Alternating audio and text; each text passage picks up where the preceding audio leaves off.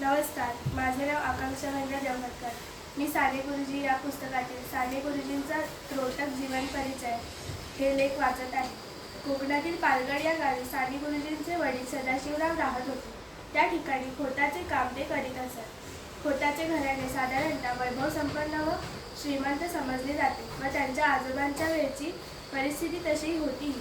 पण सदाशिवरावांच्या वेळेपासून मात्र घराण्याची आर्थिक स्थिती घसरत गेली. ती इतकी की सदाशिवरावांचे घरदारही जप्तीत नाहीसे झाले.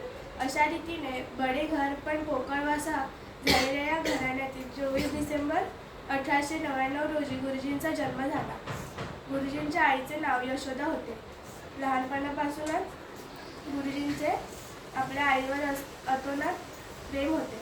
श्यामची आई या पुस्तकात त्यांनी आपल्या आईच्या साऱ्या आठवणी सांगितलेल्या आहेत. त्यांच्या आईने त्यांच्या बालपणावर जे विविध संस्कार केले त्यातूनच गुरुजींचा जीवन विकास झाला. सर्वांभोवती प्रेम करण्याचा धडा साने गुरुजींना त्यांना आईनेच दिला. साने गुरुजींचे मन अतिशय भावनाप्रधान व संस्कारक्षम होते. म्हणूनच आईने पेरलेल्या सद्भावनांची वाढ त्यांच्या ठिकाणी लवकर झाली. धन्यवाद.